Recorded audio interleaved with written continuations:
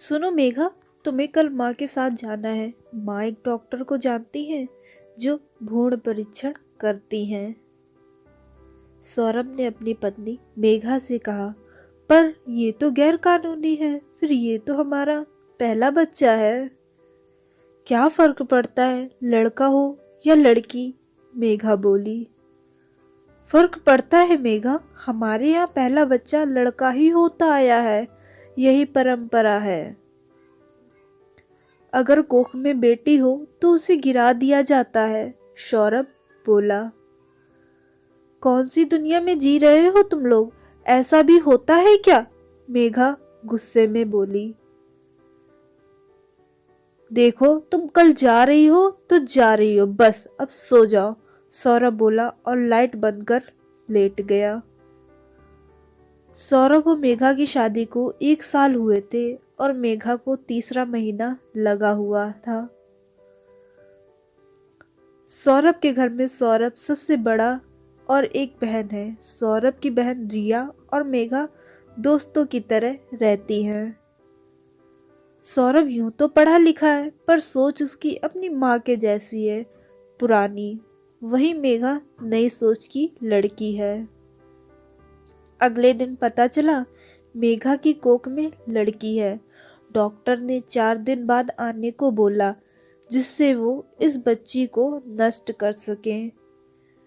सौरभ, मैं अपने इस अजन्मे बच्चे की हत्या नहीं होने दूंगी, मेघा सौरभ से बोली। देखो मेघा, ये बच्ची तो इस दुनिया में नहीं आ सकती है, सौरभ बोला। मैं अपने बच्चे को जन्म दूंगी, चाहे कुछ भी हो जाए, मेघा बोली। ज्यादा जुबान चल रही है, समझ नहीं आती एक बार में ये बात। हमारे यहाँ पहला संतान बेटा ही होता आया है। सौरभ ने मेघा को एक थप्पड़ जड़ उसे कमरे में बंद कर दिया। ये सही किया तुमने सौरभ, जब तक इस बच्चे से छुटकारा नहीं मिलता बंद रहने दे इसे कमरे में, सौरभ की माँ बोली। मेघा को समझ नहीं आ रहा था कि वो क्या करे। खूब रोई चिल्लाई, पर सास और पति पर कोई असर नहीं। वो रोते रोते सो गई। माँ, माँ, अचानक एक आवाज सुनाई दी।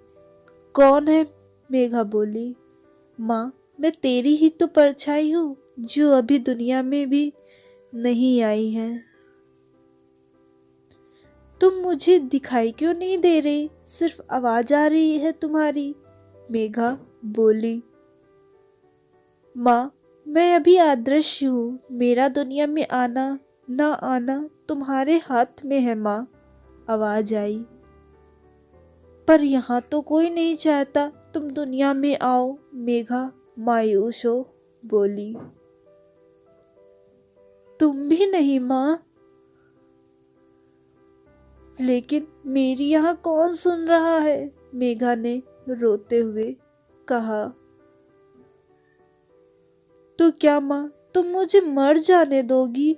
मेरे टुकड़े टुकड़े कर नाली में बहा देंगे वो? मेरा क्या कसूर है माँ? मैं इस दुनिया में आना चाहती हूँ, ये दुनिया देखना चाहती हूँ। मैं तो चाहती हूँ तुम्हें दुनिया में लाना, पर इन घर वालों को कैसे समझाऊं? ये मेरी बात नहीं सुन रहे, मेघा रोते हुए बोली। तेरा खून हूं मैं माँ, मुझे बचा ले माँ, मुझे बचा ले, नहीं मरना मुझे। भाभी, लो खाना खा लो। तभी उसकी ननद रिया खाना लेकर कमरे में आई। रिया, प्लीज मुझे बचा लो, मेरी बच्ची को बचा लो, ये लोग मेरी बच्ची की हत्या कर देंगे। तुम भी एक लड़की हो, सोचो कल को तुम्हारे साथ ऐसा हुआ तो। मेघा अपनी ननद के आगे हाथ जोड़ बोली। बस मुझे किसी तरह कोई फोन दे दो जिससे मैं अपने पापा को फोन कर सकूं, मेघा ने कहा। रात में सबके सोने के बाद चुपके से रिया ने सौरभ का फोन मेघा को लाकर दिया। मेघा ने अपने पापा को फोन कर सब बात बताई और नंबर मिटाकर फोन वापस रिया को दे दिया। सुबह मेघा के पापा पुलिस को लेकर आए। पुलिस ने दरवाजा खोल मेघा को आजाद करवाया।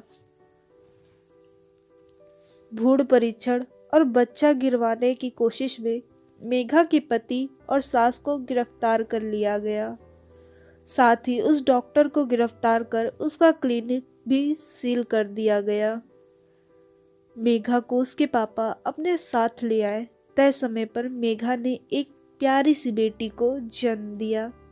साथ ही ऐसी गिरी हुई सोच रखने वालों से उसने तलाक ले रिश्ता तोड़ लिया। मेघा का आज भले उस घर से कोई रिश्ता नहीं, पर रिया से उसकी दोस्ती बरकरार है। आज भी हमारे समाज में ये कुरीति नियम बनाए हुए हैं और इसको बढ़ावा देते हैं पढ़े लिखे लोग और ऐसे डॉक्टर जो पैसों के लिए गद्दारी करते हैं। अगर आप लोग को हमारी ये वीडियो अच्छी लगी तो इस वीडियो को लाइक करिएगा, शेयर करिएगा और हमारे चैनल को सब्सक्राइब करना मत भूलिएगा।